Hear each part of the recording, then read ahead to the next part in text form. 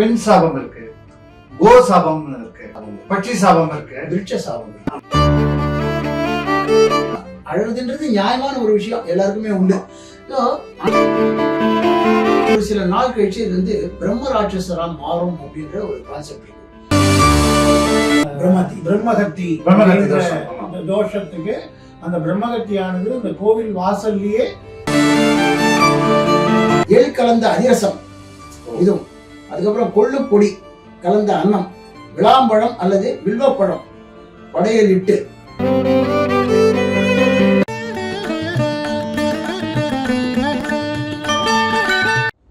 அனைவருக்கும் வணக்கம்.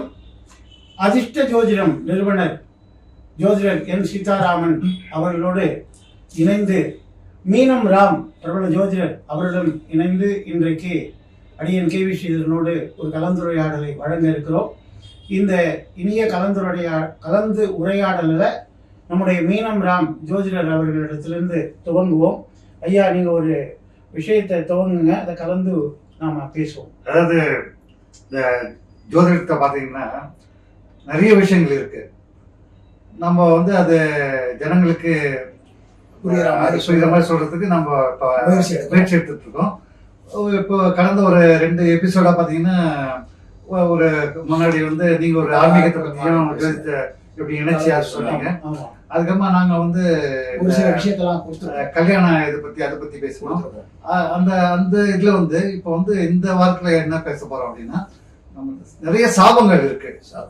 ஜோதிட இதுல கிரந்தத்துல பாத்தீங்கன்னா நிறைய சாபங்கள் கொடுத்துருக்காங்க. அதுல பாத்தீங்கன்னா முதல்ல தெய்வ சாபம்னு ஒண்ணு இருக்கு, தெய்வ சாபம். அதுக்கப்புறம் குல சாபம்னு ஒண்ணு இருக்கு. அதுக்கப்புறமா எடுத்துக்கிட்டீங்கன்னா ரிஷி சாபம் ஒண்ணு இருக்கு, குரு சாபம். அதுக்கப்புறமா பாத்தீங்கன்னா பித்ரு சாபம்னு இருக்கு, அப்புறமா சத்ரு சாபம்னு இருக்கு, அப்புறமா மித்ரு சாபம்னு இருக்கு, பெண் சாபம் இருக்கு, கோ சாபம்னு இருக்கு.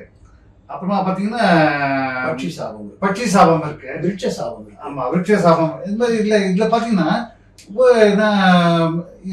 நம்ம சாதாரண பேசிட்டு இருக்கும்போது ஒருத்தர் சொன்னாரு, பிரேத சாபம்னு ஒண்ணு இருக்கு அப்படின்னாரு.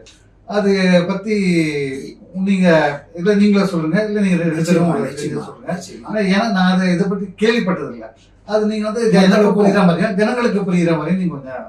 பொதுவாகவே ஜனங்க வந்து ஒரு ஜாதகத்துல ஜோதிட கிட்ட பலன் கேட்க போறாங்கன்னா அவங்களுக்கு அதுல ஏதாவது லாபம் இருக்குன்னா சந்தோஷப்படுவாங்க.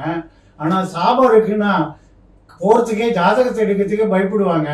அப்போ அந்த லாபத்தை சாபமா மாத்திக்கிறது என்னன்னு ஆராய்ச்சி பார்த்தாலே இந்த சாபங்களை நம்ம தவிர்த்துடலாம்.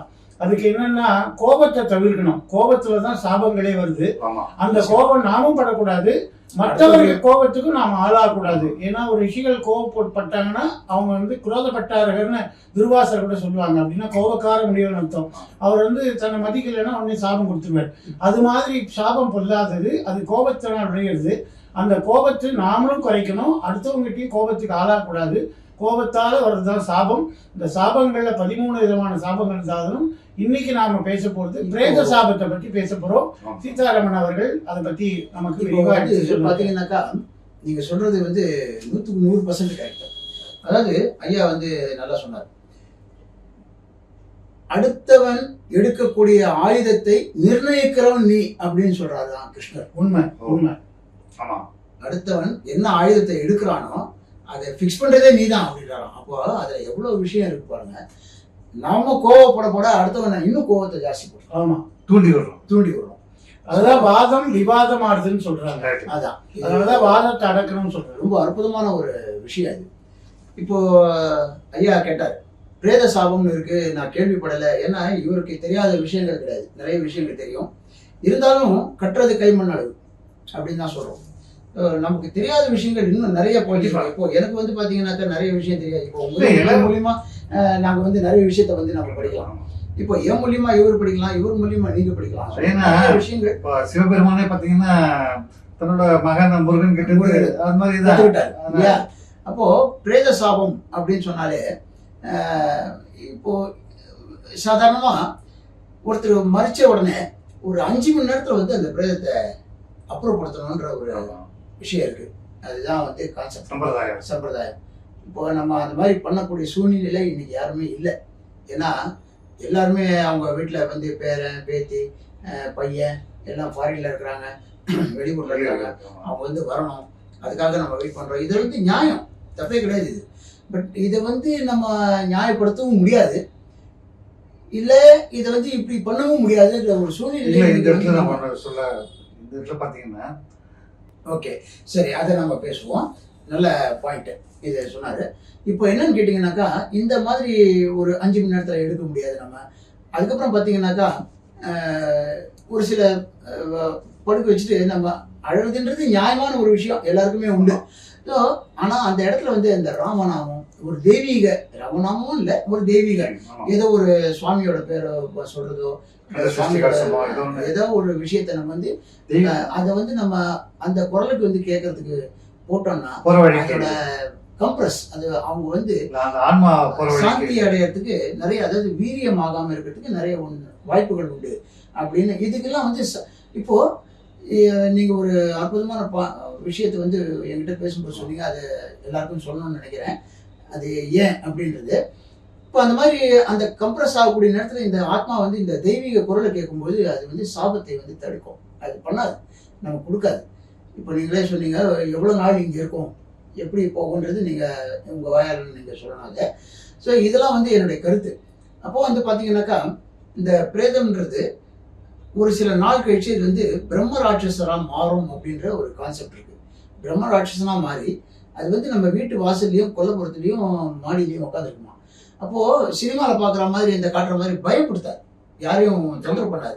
ஆனால் என்ன பண்ணோம் அப்படின்னா வீட்டில் இருக்கிறவங்கள அழுத்தம், மன அழுத்தத்தை கொடுக்கும். என்ன மாதிரி மன அழுத்தம்னா, ஒரு நல்ல விஷயங்கள் நடக்காது, ஒரு ஒரு கல்யாண காட்சி லேட் ஆகும், குழந்தை பாக்கியம் லேட் ஆகும். இதெல்லாம் வந்து இந்த சாபத்தினால் ஏற்படக்கூடியது அப்படின்றதும் புராணத்திலையும் இருக்கு. வம்சத்தை பாதிக்கும். இன்னும் திருவிடை மருதூர்ன்ற மகாலிங்க கஷேத்திரம் கும்பகோணத்து பக்கத்துல இருக்கு, திருவையாற்று பக்கத்துல. அங்க பாத்தீங்கன்னா நீங்க சொல்லக்கூடிய இந்த இல்ல இது சொன்னீங்க நீங்க பிரம்மகத்தி தோஷத்துக்கு, அந்த பிரம்மகத்தியானது அந்த கோவில் வாசல்லையே குடிகொண்டு உள்ள போன ராஜா பிடிக்கிறதுக்காக காத்திருந்ததாகவும், அந்த ராஜா அதுல தப்பிக்கிறதுக்காக அம்மன் கோவில் வாசல் வழியா வெளியில போயிட்டாருன்னு இன்னைக்கும் அங்க போனீங்கன்னா கோவில போன வழி வெளில வரக்கூடாது, அம்மன் சன்னிதானம் வழியா வெளில வருதுன்ற நடைமுறை இன்னைக்கும் இருக்கு. திருவிடை மருதூன்ற மகாலிங்க கஷேத்திரம் சிவாலயங்கள்ல 274 தேவார தலங்கள்ல ஒண்ணு. அங்கேயே அந்த பிரம்மகட்டி தோஷம் அது வந்து பிடிக்கிறதுக்காக இனி காத்துன்னு இருக்குன்ற மாதிரி புராணங்கள்லயே செய்திகள் இருக்கு, நேரடியாகவும் பார்க்கிறோம். ஒரு சில பிரேதங்கள் வந்து பிரம்மஹத்தியாகவும், ஒரு சில பிரேதங்கள் பிரம்ம ராட்சசராகவும் மாறுறாங்க அப்படின்றும் சொல்றாங்க. இப்போ இந்த பிரம்ம ராட்சசர்களை வந்து பாத்தீங்கன்னா கேரளால வந்து எல்லா கோயிலையும் பிரம்ம ராட்சசர்கள்னு ஒரு தனி சன்னிதி இருக்கு. ஏன்னா ராகவேந்திர சுவாமிகளே ஒரு அந்தனருடைய இதை வந்து பிரம்மராட்சச சாபத்தை மிருத்திகையை வச்சே அந்த பிரம்மராட்சசனை அழிச்சு அந்த குடும்பத்தை காப்பாத்தினா ராகவேந்திர விஜயத்துல நம்ம பார்த்தோம். அப்போ அந்த மிருத்திகைக்கே அவ்வளவு வேல்யூ இருக்கு அப்படின்னா, அந்த பிரேதம் இருக்கக்கூடிய நேரத்துல நம்ம ராமநாமமோ ஒரு பஜனையோ ஒரு நல்ல விஷயங்களோ பண்ணும்போது அந்த பிரேதத்துக்கு வந்து அந்த ஆத்மா வந்து சந்தோஷமாகும். அப்போ குடும்பத்தாருக்கு எந்த விதமான தொந்தரவும் கொடுக்காது. ஸோ இதை வந்து நம்ம ஜெனரலாகவே ஃபாலோ பண்றதுன்றது இந்த காலத்துல முடியாத காலகட்டமா ஆயிடுச்சு. அதனால அட்லீஸ்ட் குறைஞ்சபட்சம் அந்த பிரேதத்துக்கு உண்டான ஒரு மரியாதை. இப்போ இயற்கையாவே மரணம் அடைஞ்ச பிரேதங்கள் அது இருக்கு, துர்மரணம் அடைஞ்ச இருக்கு. இதுல வந்து எது ரொம்ப அதிகமா நம்மளை பாதிக்கிறது?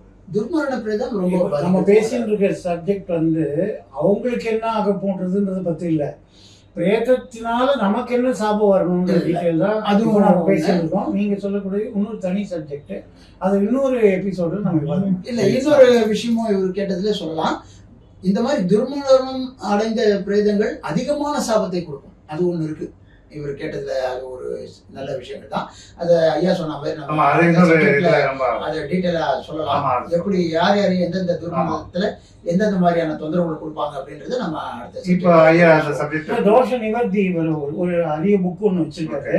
அந்த புத்தகத்துல பிரேத சாபத்துக்கு தோஷ நிவர்த்தி எப்படி பண்ணணும்ன்றத சொல்லிட்டோம்.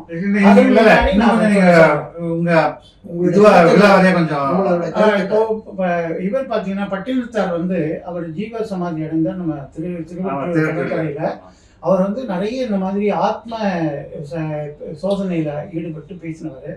ஒரு பாடல்ல சொல்றாரு, சித்தர் நிலையில பாலும் கடைவாய் படும் முன்னே ஊரார் சுடும் முன்னே உற்றார் அழுமுன்னே குற்றாலத்தானையே கூறு அப்படின்னு ஒரு வெண்பா கலியில பாடியிருக்காரு. அது என்னன்னா, நம்முடைய பால்ல இருந்து தான் நம்முடைய ஜீவன் தொடங்குறது. அதனாலதான் ஒரு குழந்தை உருவானோன்னா சீம்பால் கொடுக்கறதுன்னு தாய்ப்பாலை கொடுக்குறாங்க. இது கடைச்சங்க முதற்பால் தாயமுது ஊட்டணும் பட்டதா பாடுகிறார். அப்புறம் இடைச்சங்கம்னு சொல்லி கல்யாணம் ஆகும்போது சாந்தி முகூர்த்தத்துல பால் கொடுக்குறாங்க. அந்த குழந்தை வந்து ஒரு இல்லற தர்மத்துல ஈடுபடும் போது பாலும் பழம் கொடுத்து ஆரம்பிக்கிறாங்க. அப்ப நடுவில் அது கடைச்சங்க பால் சொல்றாரு. அப்ப இடைச்சங்க பால், அப்புறம் கடைச்சங்க பால் கடைசியில பிரேத சம்ஸ்காரம் போது வாயில வந்து பால் விடுறாங்க. ஒருத்தனுக்கு சரம தசைன்னு சொல்லக்கூடியதான மரண வியோகம் வந்துச்சுன்னா அவனுக்கு எவ்வளவு விடவையர்ந்த மருந்து கொடுத்தாலும் அது உடம்பு ஏற்காது அப்படின்னு எல்லா இந்து தர்ம சாஸ்திரத்திலே சொல்லியிருக்காங்க. அதை பட்டணத்தார் சொல்றாரு, பால் விட்ட பால் வந்து தொண்டக்குழி இறங்கினாதான் இது ஜீவன் சிவலிங்கமா இருக்கு, இல்லைன்னா சிவம் வந்து சபமாய் போயிடுறது, இது ஏத்துக்கல அப்படின்னு சொல்றாரு. அப்போ அது வாய்க்குள்ள போகும்போது வாய் வழியா திரும்பி வெளில வந்துடுது ஏற்காம. அதை அவர் சொல்றாரு அழகா கடைசி நேரத்தை, பாலும் கடைவாய் படும் முன்னே ஊரார் கூடும் முன்னே உற்றார் அழுமுன்னே குற்றாலத்தானையே கூறு அப்படின்னு சொல்றாரு. அந்த நேரத்திலேயாவது சாகர காலத்துல சங்கரா சொல்லு ஒரு பஜனை மாதிரி அந்த நேரத்துல நல்ல விஷயங்கள் காதல் வேணும்னு சொல்றாங்க. இதெல்லாமே இந்த விஷயங்கள் தான். இந்த விஷயத்துல பாத்தீங்கன்னா இந்த நார்த் இந்தியன்ஸ் இருக்காங்க இல்லையா, அவங்க பாத்தீங்கன்னா ராம் நாம் சத்யகே ராம் நாம் சத்யகன்னு அவ்வளோ. ஏன் சார் காசி புராணத்துல நீங்க பாத்தீங்கன்னா கடைசியில காசியில செத்தா மோட்சம்னு ஏன் கடைசி காலத்துக்கு காசி கொண்டு போறாங்க வயதானவங்க அப்படின்னா, கங்கையில யார் வந்து மோட்சம் அடைகிறாங்களோ அவங்களுடைய அந்த பிரேதத்தை காசியில இருக்கக்கூடிய அந்த ஆனவள் தன்னுடைய மட்டியில போட்டு ராமநாமத்தை முந்தானையால அதனுடைய அந்த பிரேதத்தினுடைய அந்த வெப்பம் அந்த உடம்பை விட்டு போகும்போது ஆங்காரம் கோபம் எல்லாம் சேர்ந்து வெளிப்படும் போது உஷ்ணம் அதிகமாகி வெள்ளப்படுவான். அப்படி வெளிப்படும் போது தன்னுடைய முந்தானையால அதை விசிறி விட்டு காதுல ராமநாமத்தை சொல்லி ஆத்மசாந்தி பண்ணி கைலாசத்தை செய்கிறார் அப்படின்னு சொல்லப்பட்டிருக்கு. அதனால கடைசி நேரத்துல ராமநாமம் சொல்லணும் அப்படின்றத விட்டு சகஸ்ரநாமத்திலே எடுத்து சொல்லியிருக்காங்க. ரொம்ப அற்புதமான சொன்னீங்க. இப்போ பிரேத சாபம் இப்போ நம்ம பேசியிருக்கோம். இப்போ நேயர்களுக்கு வந்து ஒரு சந்தேகம் வரும், பிரேத சாபத்தை பத்தி பேசியிருக்காங்க, நமக்கு இருக்கா, நம்ம ஜாதகத்துல இருக்கா அப்படின்னு அவங்க தெரிஞ்சுக்கணும் அப்படின்னு சொன்னாக்கா, அவங்களுடைய ஜாதகத்துல 8வது இடத்தில் கேது இருந்தால் கட்டாயமா பிரேத சாபம் அப்படின்னு சொல்லப்படுது. 8வது இடம் அது எந்த லக்னமா இருந்தாலும் 8வது இடத்துல ஒரு அரிய வகை புத்தகத்துல வந்து பாத்தீங்கன்னா இந்த பிரேத சாபத்துக்கு உண்டான நிவர்த்தி என்னென்னலாம் பண்ணலாம் அப்படின்னு ஒரு அற்புதமான ஒரு புத்தகத்துல சொல்லியிருக்காங்க. குறிப்பா பைரவரை வழிபாடு பண்ணலாம். ஆமா, அதை சொல்லியிருக்காங்க. அதாவது 8லே கேது உடையவர்கள் பிரேத சாபம் உடையவர்கள் என்றும் மாங்கல்ய தோஷம் உடையவர்கள் என்றும் அறிவர் அப்படின்னு சொல்றாரு. அதுக்கப்புறம் பாத்தீங்கன்னாக்கா பிரேத சாபம் விலக வேண்டுமானால் அமாவாசை நாளில் யமகண்டத்தில் பைரவருக்கு நீல நிறப்பூ, அதாவது கோழைன்னு சொல்ல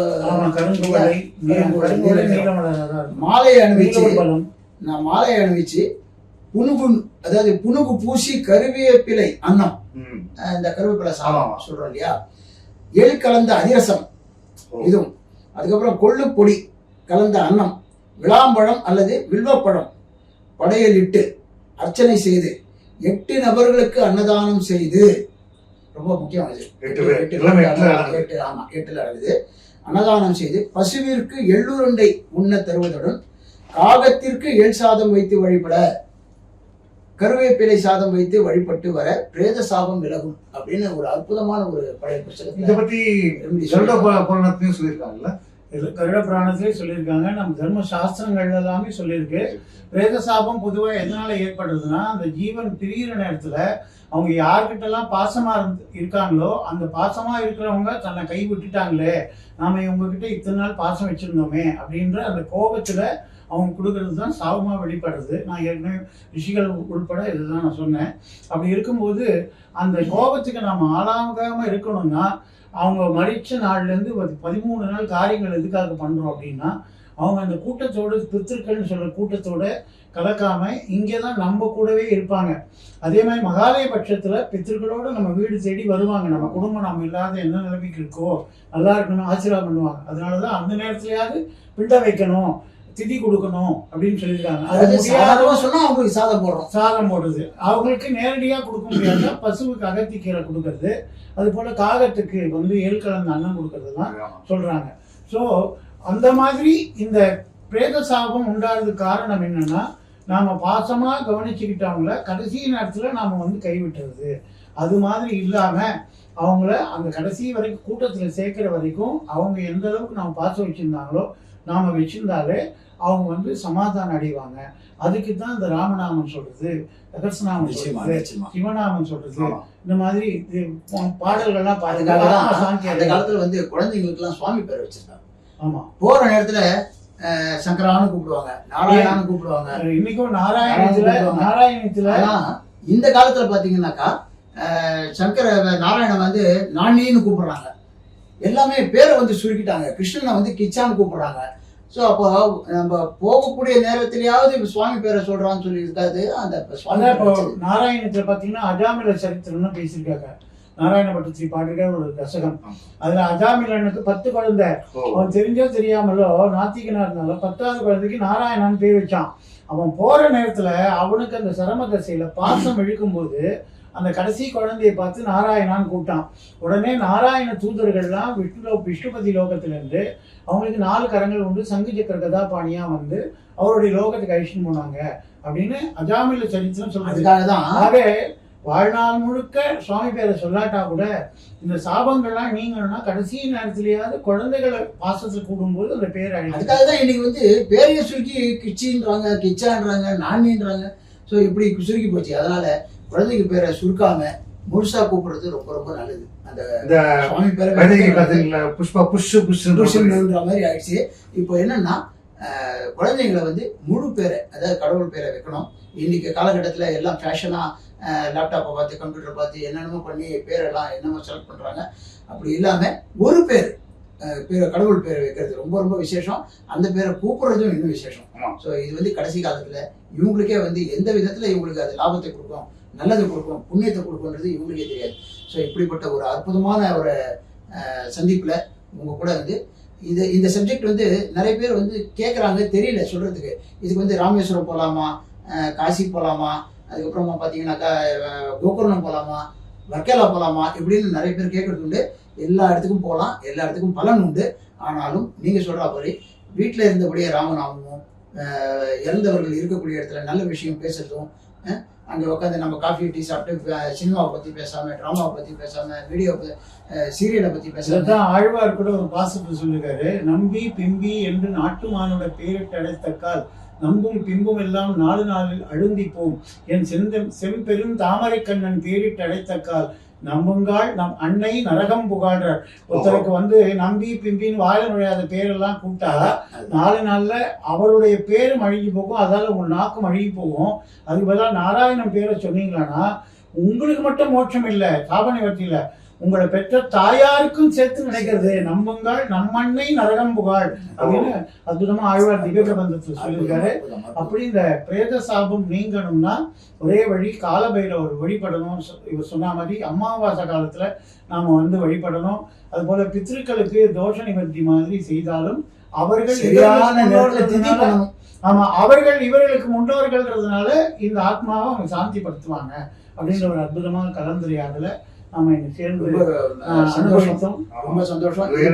பல நிறைய பேருக்கு இந்த சப்ஜெக்ட பத்தி தெரியல, அதனால நம்ம வந்து உங்க மூலியமா நேயர்களுக்கும் வந்து கொடுத்துருக்கோம். இந்த அற்புதமான ஒரு நேரத்துல இந்த மாதிரி அற்புதமான ஒரு சப்ஜெக்டை எடுத்து பேசி இது போன்ற பல நல்ல விஷயங்களை மக்களுக்கு தொகுத்து வழங்கணும் நீங்க 2 பேரும் அப்படின்னு உங்களையும் வந்து சீதாராம் அவர்களுக்கும் மீண்டும் சந்திப்போம் நேயர்களே. நன்றி நன்றி நன்றி. இந்த எபிசோடு உங்களுக்கு பிடிச்சதுன்னா இந்த நிகழ்ச்சி சப்ஸ்கிரைப் பண்ணுங்க, லைக் பண்ணுங்க, ஷேர் பண்ணுங்க. மீண்டும் அடுத்த எபிசோடு அதாவது குற்றக்குறைகள் சொல்லலாம், நீங்க டெஃபினட்டா ஃபீட்பேக் பண்ணலாம். நன்றி, வணக்கம். வணக்கம்.